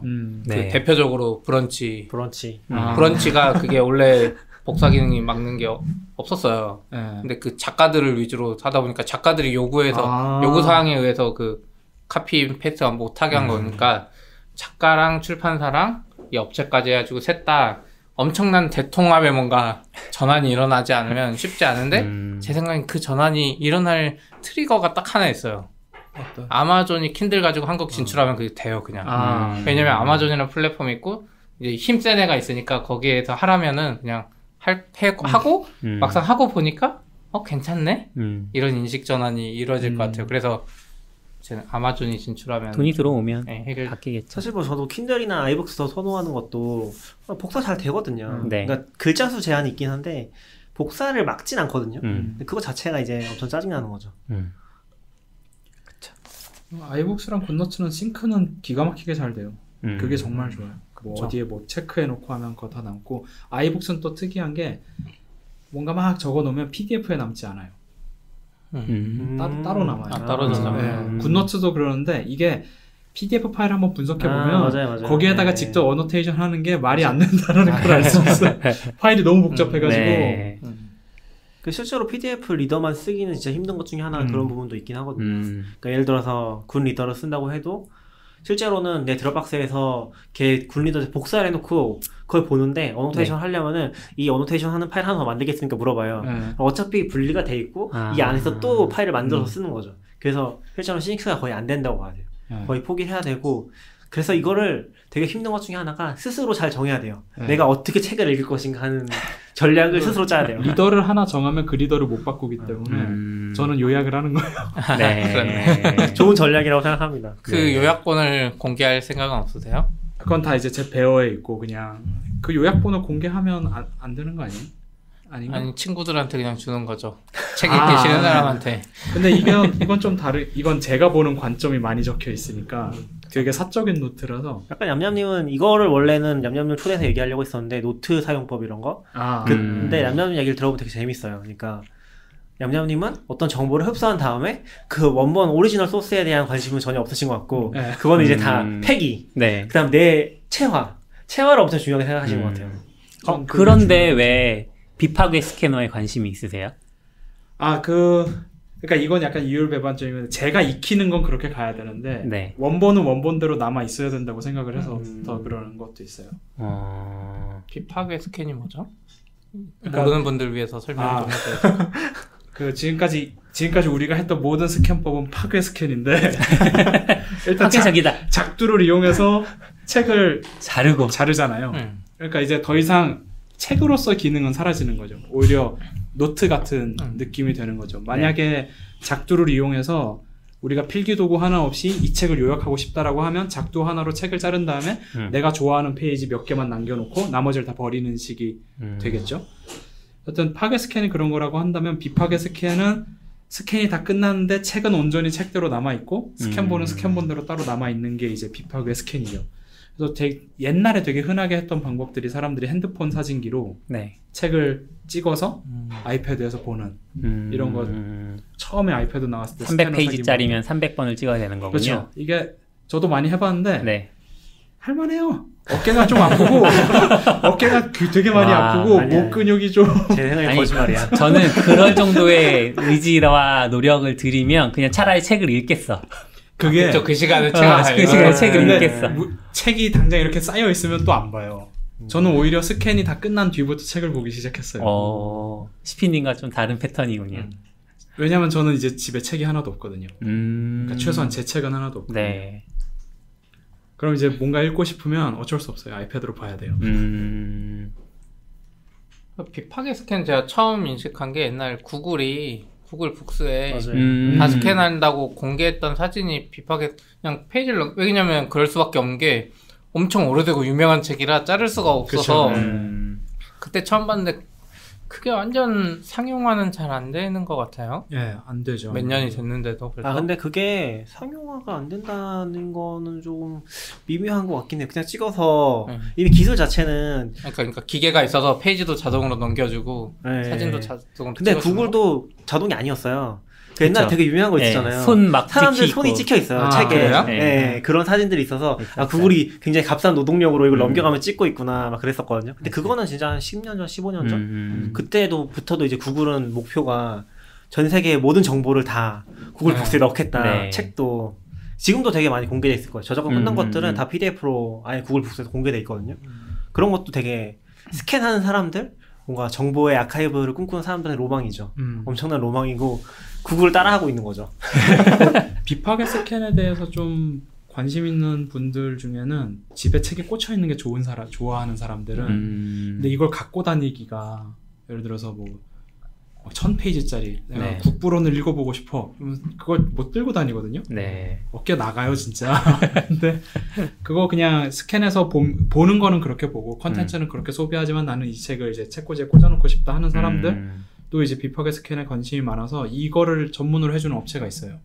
평판 스캐너에 거의 딱 붙이듯이 놔가지고 그렇게 해서 스캔해주는데 이제 그런 식으로 하면은 가격이 조금 더 근데 그것도 약간 파괴잖아요. 책을 딱 붙여야 되니까. 약간 그 부분이 좀 일어나죠. 근데 약간 저는 좀 다르게 보는 게 원래 비파괴 스캔은 구글 쪽은 모르겠는데 이 파괴 스캔으로 할 수 없는 범위? 실제로 스캔 앱 써보면은 크기가 A4 정도 넘어가면 안 돼요. A4보다 작아야 되거든요. 그럼 이게 무슨 말이냐면은 디자인 쪽 책들을 스캔할 수가 없어요. 그쵸. 그래서 책은 사실은 비파괴 스캔할 수밖에 없어요. 큰 책들은. 기본적으로 가정용으로 비교했을 때는 물론 뭐 더 큰 게 있을 수도 있지만 비파게 스캔 할 때 그래서 약간 그런 니즈도 있었던 것 같아요. 그래서 가정용으로 또 비파게 스캐너 파는 게 있거든요. 약간 이렇게 뭐라고 해야 되지? 전 스탠드처럼 생겨가지고 위에 사진이 달려있고 아래쪽에 책 펼치면서 한 장씩 넘기면 이제 걔가 찍고서 자동 변환해주는 CGUR이라고 하는 중국 업체에서 만든 건데 작년에 ET16이라는 모델로 한국에서 55만 원쯤에 판매하고 있어요. 근데 이게 와디즈에서 똑같은 게 비슷한 게 올라왔길래 이름이 똑같은데요? 아우라? 네, 아우라도 CGUR에서 만든 와디즈에서 펀딩하고 있는 새 제품이에요. 이거는 지금 얼리버드로 하면 30만 원 정도? 얘네 제품의 특징은 발로 버튼을 눌러서 스캔을 하는 방식이고 손으로 넘기고 발로 누르면 찍히는 거군요. 엄지손가락에 플라스틱 뭔가 반지 같은 걸 껴서 그걸로 책을 눌러요. 첫 페이지랑 마지막 페이지가 이런 비파게 스캔에서 거의 특히 이렇게 카메라로 찍는 쪽에서는 첫 페이지나 마지막 페이지 쪽이 불가능하잖아요. 펼쳐놓고 있을 수가 없으니까. 그래서 그거를 누를 수 있는 플라스틱 막대 같은 거를 엄지손가락에 끼울 수 있는 걸 주고 그걸로 책을 펼친 상태에서 페달을 밟으면 사진을 찍고 머신러닝을 이용해서 굴곡을 피고 그 플라스틱을 지워주는 거죠. 손으로 넘겨야 되는 게 너무... 그쵸. 근데 이제 옛날 방식에 비하면 옛날에 아까 했던 50분 정도 걸리는 거에 비하면 그래도 훨씬 속도가 빠를 거고 그러게요. 그리고 이런 식으로 뭔가 비파게 스캔은 되게 관심이 많았던 것 같아요. 예전에 봤던 영상 중에 책을 이렇게 90도로 놔놓고 진공청소기 같은 원리로 책을 어떤 팔이 내려와서 책 한 페이지를 잡고 넘긴 다음에 위에서부터 투명 아크릴판이 하나가 쭉 내려와서 책을 딱 누른 다음에 카메라가 찍고 아크릴판 다시 올라가고 그 다음에 다시 또 팔이 내려와서 한 페이지 넘기고 번거롭다. 근데 그거는 보면은 한 권 하는데 한 4시간쯤 걸릴 것 같은데 해놓고 딴 데 가면 되니까 오히려 더 괜찮아 보였어요. 근데 약간 그런 건 있는 것 같아요. 이런 방식이 저는 근본적으로 완벽하진 않다고 보거든요. 왜냐면은 실수하기 쉬워요. 사람이 하면. 무슨 말이냐면 두 페이지를 한꺼번에 넘긴다? 그거를 발견하는 순간 미쳐버릴 것 같거든요. 그래요? 아니 다시 하면 되지 뭐 미칠 것까지야. 아니 페이지만 도서관 가서 되잖아. 아니 그 페이지만 해서 사이에 껴놓으면 되잖아요. 스캔해서. 그러니까 그 페이지 버렸다고 가정해볼게요. 버리면? 버리는 거랑 상관없긴 한데 만약에 이제 그 페이지가 안 돼 있으면 엄청 짜증이 나는 거죠. 근데 실제로 약간 아까 전에 얘기했던 스캔 스냅 같은 것들이 되게 좋은 기술 중에 하나가 원리는 모르겠는데 이게 페이지에 2장이 들어가잖아요. 귀신같이 알아채요. 그래서 딱 걸렸다고 얘기를 해줘요. 네가 지금 페이지 2장 들어갔다. 그러면 그 부분에 다시 요 케이스를 열고서 다시 빼서 다시 집어넣고 다시 스캔하거든요. 근데 약간 그런 것 좀 있는 것 같아요. 왜냐면 아카이브를 하고 싶어하는 이게 아까 얘기했지만 다른 취미거든요. 아니 근데 이게 스캔 스냅이 유명해진 이유 같은데 복합기능 이러면 종이를 찢어 먹어요. 여러 장을 가져간 다음에 빡빡빡빡 찢어 먹고 빼는 그러니까 자기가 찢어 먹는다기보다는 그러니까 빼는 과정에서 찢어지는 거죠. 아니요. 들어갈 때 찢고요. 들어갈 때 찢어요. 얇으면 들어가면서 찢어지는데 찢은 채로 스캔이 돼요. 막 꾹꾹꾹 그래서 특정 페이지가 세로로 엄청 길어져요. 찢어지면서 반대쪽으로 펼쳐지면서 갑자기 엄청 긴 페이지가 나올 때도 있고. 아이고. 너무 웃으면서 얘기해가지고 좀 이상하긴 했는데 어쨌든. 근데 그 상황을 만나면 되게 웃겨요. 아무튼 다시 비파게로 넘어와서. 그래서 그 투명 아크릴판 그렇게 그런 스캔법도 있었는데 그거 보다가 했던 생각이 투명 아크릴판을 2개 사서 90도로 만든 다음에 그 위에 책을 올리고 밑에서 스마트폰으로 찍는 거예요. 그러면 책은 항상 특정한 각도로 찌그러져 있을 테니까 단순 수식으로 펼칠 수 있을 거고 그러면 그냥 되게 저렴하게 비파게 스캔을 해볼 수 있지 않을까? 근데 책을 넘기기가 힘들잖아요. 그렇게 하면. 그건 이제 손으로 하는 거죠. 그러니까 아까처럼 50분 걸리는 건데 집에 복합기를 사긴 그러니까 제가 지금 이 얘기를 하는 이유는 제가 책을 다 버린 이유도 있긴 하지만 집에 물건을 가능한 안 뒀으면 좋겠는데 근데 제가 스캔 스냅을 안 산 이유랑 작두를 안 산 이유도 그 물건이 있는 게 싫어서 그랬던 거거든요. 그러면 최대한 가볍게 한 500원에서 1000원으로 만들 수 있는 방법이 뭘까? 하다가 투명 아크릴판 넣고 그 위에 책을 올리고 밑에서 사진을 찍으면 얼추 되지 않을까? 그런 생각을 했다가 회사에 이제 우직님이라는 분이 저한테 알려준 게 이제 동경대학교에서 플리핑 스캐너라는 걸 만든 영상을 보여주셨어요. 이게 되게 신박한 게 중력을 이용해서 책장을 넘기는 방식이에요. 그러니까 책을 좀 기울여서 세워놓고 기울여서 펼쳐놓고 위에 이제 그 책을 한 장씩 넘길 수 있게 위에 손잡이 같은 게 조금씩 움직이고 그럼 중력에 의해서 한 장씩 넘어가고 카메라 2개가 있어서 하나는 왼쪽 페이지를 찍고 하나는 네. 오른쪽 페이지를 찍는 방식으로 스캔을 하는 방식인데 이거를 쭉 보다 보니까 좀 엉성하게 만들어 볼 수 있지 않을까? 라는 생각이 좀 들어서 이거를 설계를 좀 해보고 있어요. 비슷하게 만들어 보려고. 이건 언제- 지금 그건 것 같아요. 한 장씩 넘길 수 있는. 예. 이거 펀딩 하시나요? 일단 와디즈에서? 텀블벅에서? 현실화되면 근데 이게 잘 모르겠는 게요. 이게 특허가 동경대가 가지고 있으면 저는 판매하면 안 되는 거잖아요. 그쵸. 그냥 개인적인 용도. 새로운 특허를 만드시면 되잖아요. 이 방식을 쓰지 말고 네, 새로운 맞아요. 방식을 찾아서 애가 왼쪽으로 기울였으니까 난 오른쪽으로 기울여서. 그거는 기계를 반대로 돌리는 거라서. 하여튼 저런 방식들, 그러니까 이런 방법을 아마 일본이 이런 방법을 생각한 이유도 아마 그쪽도 되게 보수적이라서 책이라는 게 훼손되는 게 극도로 싫으니까 책장을 넘기는 식으로 아마, 그러니까 평판 스캐너도 우리가 가만히 보면 가운데 쪽이 엄청 많이 울잖아요. 네. 그 접착 부분이 그런 것조차 싫으니까 이렇게 만든 게 아닌가 생각이 들었는데 일단 한번 그냥 재밌게 해볼 수 있지 않을까? 넘기는 것만 잘 만들면. 네, 그거 위에 고무 지우개 하나 두고 그 다음에 볼트 너트로 조금씩 뒤로 빼게 하면 넘어갈 수 있을 것 같더라고요. 간단히 아니면 실험을 약간 해봤는데. 생각을 바꿔서 그런 거 안 돼요? 어차피 사람이 책장 넘겨도 되잖아요. 아 그쵸. 그러니까 사람이 책을 읽어. 그 트레바리 독서 모임 가서 그 기계를 설치해놓고 직접 읽어. 이 사람이 한 장씩 천천히 넘길 거 아니에요. 아, 예. 자기가 읽으면서 그게 쌓이는 거지. 이 사람은 책을 읽고 나는 데이터만 사진만 가져가. 그럼 그런 카페를 만들고 네, 이 카페에선 책이 고화질 공짜야. CCTV를 넣고 이 책 읽는 게 공짜야. 스캔 안 한 이 책은. 카페에서는 당신의 모든 사생활을 녹화합니다. 맞아. 위에서 이렇게 딱 세팅이 돼 있어도 책을 내가 만지거나 이런 건 안 되고 책을 내가 이렇게 한 장만 넘길 수 있어요. 저희 일단 목적이 10만 원 밑으로 만들고 싶은 거고요. 여기 지금 카페까지 얘기 나왔어요. 그래서 몇 억을 들여서 카페를 아니 그 사람이 돈을 내고 책 보면 되죠. 아니, 제일 싼 방법 있잖아요. 뭐요? 서울대학교 교수가 되는 거죠. 아, 서울대학교 교수가 된 다음에 연구실 학생들한테 시키는 거죠. 좋은 책이라고 읽어보라고. 아니 그 실제로 그런 사례가 있었어요. 교수가 되는데 돈이 엄청 많이 들어요. 실제로 그런 사례가 있었어요. 서울대학교에서 어떤 교수가 네. 그 연구실 학생들한테 스캔을 시킨 거죠. 왜요? 그냥 자기 사적인 이유로. 와. 그래서 문제가 된 적이 있었거든요. 문제가 돼야지. 네. 네. 뭐 아무튼 여튼 그런 거를 좀 생각해보고 있어요. 그래서 한 10만 원 언더로 만들 수 있으면 좋겠다. 완벽하진 않아도. 10만 원에 스마트폰 값은 빼는 거죠? 아 그쵸.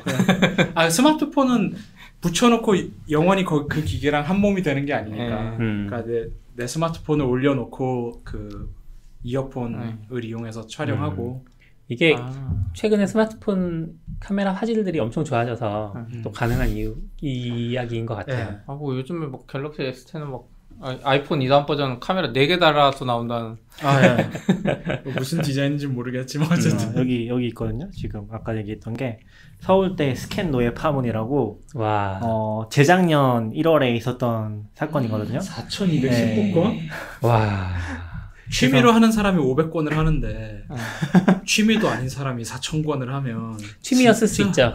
본인이 하고 싶지 않았을 뿐이지. 여기도 보면 재미있는 얘기가 나오는 게 이제 어딨냐.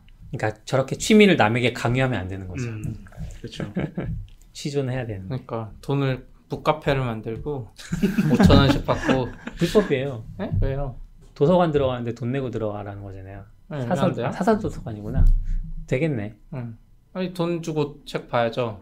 만화방도 돈 내고 만화 보는데, 근데 만화를 보는데 내가 너의 노동력을 좀 쓰면 20% 할인해주고. 근데 이게 만화책은 가벼워서 그나마 만화방이 유지될 수 있는데 일반 책은 굉장히 무겁거든요. 책을 많이 보관하려면 건물이 따로 필요해요. 아니죠, 많이 보관할 필요 없죠. 아 이게 잘못됐어. 베스트셀러만 하면 돼요. 어쨌든 처음에 어차피 사람들 다 베스트셀러만 있잖아요. 지금 CP님은 카페가 목적이 아니고 스캔이 목적인 네. 상황에서 이 건물을 만들 때에 대한 이야기. 약간 이제 마무리를 짓는다는 의미에서 네. 제가 하나만 인용을 하고 지금 아까 그 기사에 나왔던 내용이거든요. 네. 제가 들고 나온 게 2000페이지짜리 법률 대사전인데요. 이 책 40권을 한 장 한 장 다 스캔할 정도의 노동력이 들었다고 보시면 될 것 같습니다. 무슨 얘기냐면 스캔을 하시고 싶으신 분들은 네 노동을 하는 겁니다. 그거는 그런 것 같아요. 노동을 해야지. 근데 거기 파괴 스캔하지 않았을까요? 모르겠 여기 비파괴 스캔 같기도 하고 파괴 모르겠어요. 스캔했겠죠. 근데 뭐 논문이랑 빌려서 했다는 거 보니까 그런 거 이제 훼손하면 안 되잖아요. 기본적으로는. 근데 논문은 어차피 PDF가 있는데. 논문 무조건 PDF 공개. 네. 한국엔 PDF 없는 거 진짜 많아요. 그래요? 논문 진짜 많아요. 일부러 그러나? 디지털화 하고 있긴 한데 네. 옛날 것들은 거의 안 돼 있을걸요. 일부러 안 하는 거 아니야? 나중에 모르겠어요. 장관 될 때 걸릴까봐. 석사 논문은 없어요. 석사 논문은 그쵸. PDF가 없을 석사는 거예요. 너무 많아서 석사는 없을 거고 박사 논문급도 없는 거 많을 거예요. 그게 보통은 이제 학회를 통해서 출판이 되면서 PDF로 나오잖아요. 네, 그 네. 과정이 없으면 안 될 거예요. 모르겠어요 정확히. 내가 논문 올리는 석사 논문 올린 PDF 사이트 만들면 되는 거예요? 모르겠어요. 석사 논문 저작권이 학교에 있으면 힘들겠죠 아마. 저작권이 학교에 있어요? 학생이 쓴 거를? 졸업 논문이니까. 아 원래 그래요? 그리고 그 논문도 다 학회 통해서만 나가잖아요. 학회랑도 계약이 이렇게 들어갈걸요? 마음대로 못 할 거예요. 복잡하네. 그래서 거기도 되게 얘기가 많아요. 이 논문이라는 게 뭔가 인류의 자산 같은 건데 그거를 학회나 이제 출판업자들이 그 권리를 독점하고 있다. 그래서 되게 유명한 게 그거잖아요. 그 모든 논문 다 다운받아가지고 아 맞아. 누구였지? 미국에서 죽은 애 있잖아. 갑자기 기억이 안 나요. 유명한 애 있어. 그 RSS 네. 만들고. 맞아요. 네. 아무튼 이름이 갑자기 기억이 안 나. 로렌스 레식이랑 같이 링크에 남겨주세요. 네. 링크. 오늘도 다 링크로 남겨. 오늘도 링크가 많네요. 많네요. 남길 게. 네. 저기 힘들어. 베트남 가서 링크 정리하세요 들으면서. 좋겠다. 내일 비행기에서 뭐 6시간 타고 가는데 열심히. 인터넷이 안 되잖아. 다운받으면 그러네. 인터넷이 왜 안 돼요? 비행기에서. 비행기에서. 요즘에 우리나라는 아직 안 되잖아. 네. 뭐 아무튼 잘 다녀오시고요 여행. 네, 잘 다녀오세요. 10만 원짜리 만들어 주세요 꼭. 이거요? 지금 저는 안 일단 살래요. 설계 중인데. 전 안 살래요. 왜요? 작두가 좋아요? 아니 이제는 이런 취미에서 좀 이제 벗어나야 될 것 같아요. 작두랑 다 버리셨어요? 집에 있죠. 여기 왜 있잖아요. 저는 이거 회사 시작하면서 낙교님 2015년에 샀다 했잖아요. 2015년에 회사 시작하면서 그거 팔았어요 스캐너. 그래요? 네. 그때 난 포기했어. 내가 포기했을 때 이쪽에 사셨네. 그래서 전 전자책이 좀 나왔으면 좋겠어요. 이런 거 그쵸. 고민 안 했으면 결국은 좋겠어요, 이런 개인적으로는. 고민을 안 하게. 그냥 전자책이 그러면 마음 나와야죠. 놓고 사는데 그게 안 그쵸. 되니까 자꾸 종이책을 살 수밖에 없고. 그나마 저도 이제 많이 바뀐 게 아까 CP가 리디북스 얘기했잖아요. 컴퓨터 책들도 이제 사파리에서 나와서 사파리 구독하면은 거의 한 80% 이상 커버가 되긴 하거든요. 그쵸. 오렐리나 뭐 이런 데 영어로 다 나오니까. 맞아요. 오렐리 쪽 진짜 좋은 게 걔는 다 완전 풀 HTML이거든요. 그래서 차라리 PDF보다 좋은 것 같아요. 오히려. 맞아요. 사실 그쵸. 이게 구독제 얘기가 나와서 약간 옆으로 세면 우리 이제 끝내야 될 것 같은데. 그래요?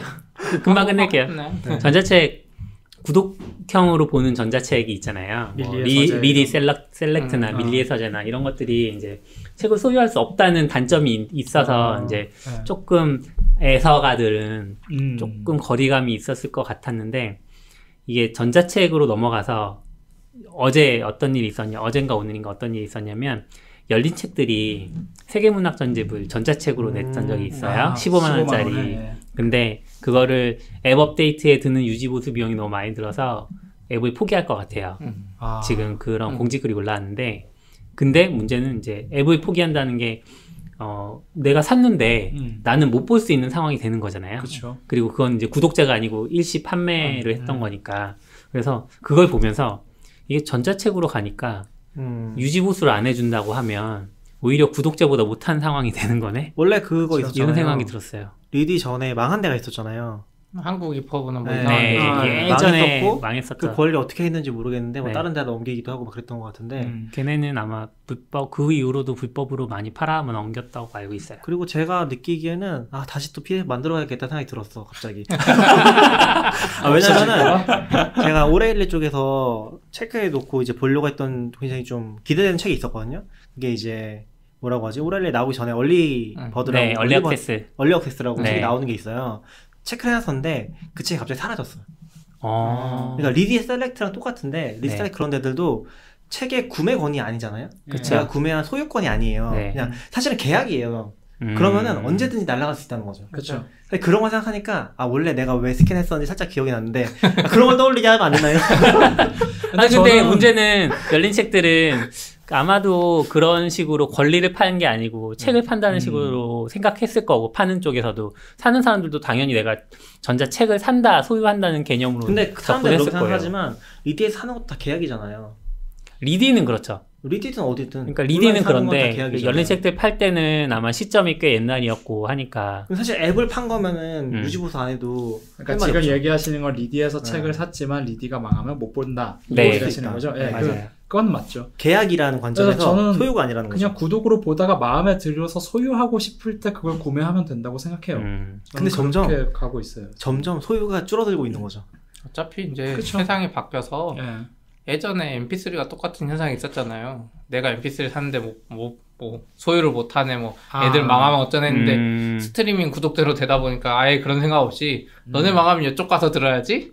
여기도 있는데 막 이래 되잖아요. 아마 저는- 책도 그렇게 될 수도 있어요. 그러니까 저는 그런 관점에서 구독을 별로 안 좋아하다가 최근에 열린 책들 사건을 딱 보고 차라리 구독처럼 그냥 하다가 만약에 이 서비스가 망하면 그럼 더 이상 나는 돈을 지불하지 않아도 되고 그동안 저렴한 비용으로 받고 하니까 그건 좋은 거네 라는 생각도 들었죠. 저는 거꾸로 보면은 비슷한 좀 다른 관점을 생각했을 때 넷플릭스나 이런 것도 별로 안 좋아하는 이유 중에 하나가 내가 뭘 볼지를 넷플릭스가 결정한다는 느낌이 굉장히 강하게 들거든요. 아, 그렇죠. 예전에는 찾아서 봤잖아요. 네. 네. 근데 이제는 찾아서 보는 게 거의 없어지는 거죠. 전 그래서 그 리스트를 따로 갖고 있어요. 그리고 봐야 이게 될 이제 건데. 구시대의 영광을 이제 네. 공유. 구시대의 방식을 현대 사회에 접목하려고 노력하는 거라고 표현해 주세요. 사실 경제적인 관점에서 보면은 한 1950년대 나온 영화를 찾아보는 사람들은 아무런 효용 가치가 없는 사람들이잖아요. 예, 제가 효용 가치가 없죠. 와 이렇게 사람을 매도하네요. 얼마 전에 23년에 나온 영화를 봤습니다. 와 예, 저는 이제 어제 어스를 봤습니다. 어제 어스 엊그저께? 보시면 어스? 엊그저께. 뭐예요? 어스가 그 겟아웃 그러니까 최근에 개봉한 영화를 봤다는 거죠. 영화관 개봉이 가서? 아니구나. 그걸 무슨 영화 기여하고 싫어. 있습니다. 갑자기 다른 아무튼. 쪽으로 너무 네. 크게 뛰어서 여기서 그만 끝날 때가 된 예. 거 아니에요? 오늘 좀 수고하셨습니다. 길었네요. 네, 수고하셨습니다. 수고하셨습니다.